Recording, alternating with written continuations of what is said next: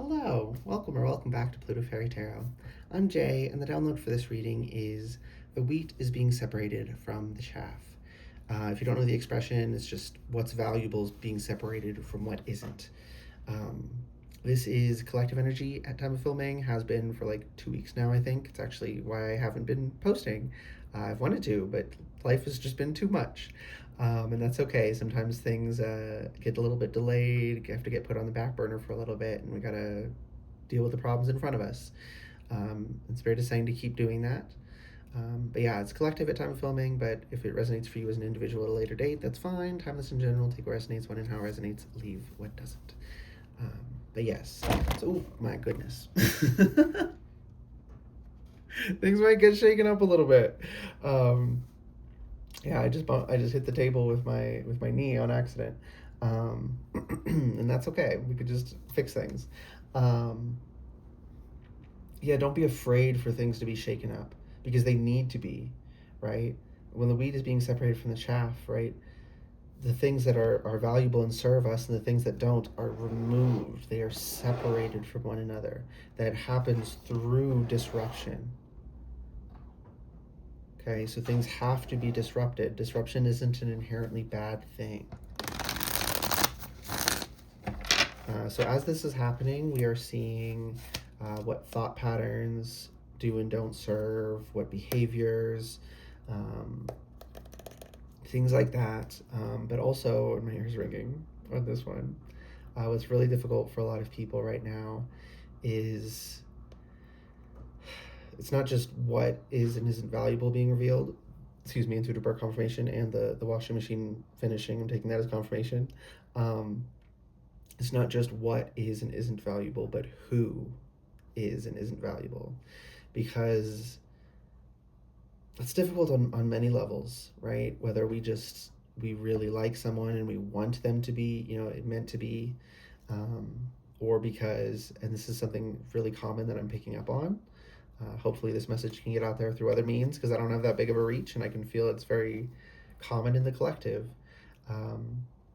People with beautiful hearts who feel it is like overly judgmental and cruel to call a spade, to recognize that someone is harmful to be around, right? Does not bring value. And I want to be very explicit here. A person's value is not like something you possess or you don't as some kind of fundamental thing. It is a result of our actions, right? How we cultivate ourselves and our energy. So if someone is not of value, they can, and I wish people the best, right? And that's a beautiful thing for us to do is hope they sort their shit and figure themselves and their lives out. But until and unless they do, we have to protect ourselves and also our families. I just heard like it could be like you got children, and so you can't be bringing someone into their life who isn't good for them, right? That can be a hard thing, but it's something, that has to be done. So please heed that. If you're scared, that's okay. Just be brave. There's a lot of fear going around. And I know it's difficult. Trust me, I know. Oh my goodness, do I know. But it's okay. This is all serving the highest good, even though it may feel like torture some days. 6 of Cups reversed. Letting go of those beautiful ideas that we were fed as children, that everyone is so, everyone does have potential, but like they say, like everyone has worth. And so that to acknowledge that some don't as a consequence of their own actions, and they could have it if they change their actions. I'm not saying they fundamentally lack worth, but it feels wrong. They exploit that childlike, innocent, beautiful worldview to trap us. And we have to let it go. Those of us who have struggled with that, some of us it's just stragglers, some of you it is like really your first time being confronted with this. So wherever you are on that journey, we have to accept that.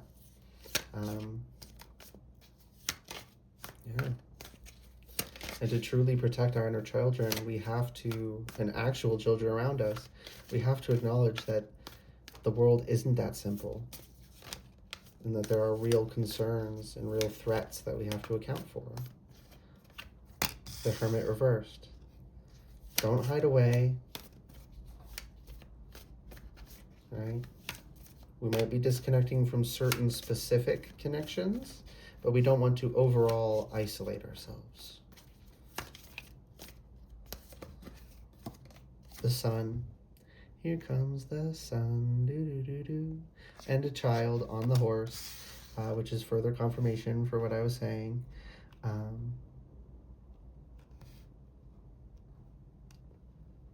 Yeah. We have to create the space for our literal children, as well as, I don't have any, but your literal children, as well as our own inner children, to have peace and be in that innocence by protecting them from it, but not by lying to them about it. Okay? It's very important. We don't have to tell them everything, but we don't want to tell them the opposite of that. Yeah. Ten of Pentacles reversed. The old false order, what felt like stability but never truly was, has to fall for real value and stability to come about. Four of Swords reversed. Something we thought was dead is rising again. Eight of Wands. They don't stop coming, and they don't stop coming, and they don't stop coming, and they don't stop coming, and they don't stop coming. What song is that? The song just says they don't stop coming, and they don't stop coming like once, but my brain loops it. So much to do, so much to see. So what's wrong with taking the back streets? Can't shine if you don't glow. Hey now, you're an all. There we go, All Star by Smash Mouth. Yeah, hey now, you're an all-star, get your game on, go play. Yeah, we need to play. We need to be connected to our inner children. This isn't saying to disconnect. This isn't saying our inner children are bad. This is saying there's a correction that needs to be done for a lot of us, not for everyone. It is a general message of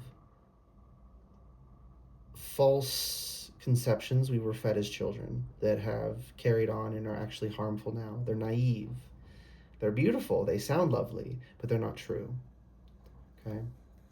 And then with the Eight of Wands on the bottom of deck here, they don't stop coming and they don't stop coming, but nonetheless, we keep going forward, we keep riding, and we keep our beauty and whimsy about us, right? And I don't mean physical, like superficial beauty. I mean just the beautiful playfulness that we're all in tune to naturally as children. But it is, the evil of this world, their primary concern is to eradicate that. Ideally, from their perspective, what they want to do is harm children immediately. They love traumatizing children. Evil people are legitimately evil. Like, we can't beat around the bush on that. They're not being forced to do it. They're not possessed. They're just choosing the choices they want to make of their own volition. And we have to we have to acknowledge that in order to actually make the world a better place. But ideally, they like to traumatize children directly. But if they can't succeed in that, they try to shame. They try to shame us about connecting to it. Tell us it's immature. Don't do that. Yeah, they'll do everything they can to destroy playfulness. I always say this. I just commented this on a video, actually, not on this channel, but on my regular channel that I just watch things with regularly. I just commented on a video. Silliness is basically a real life cheat code. It's so powerful.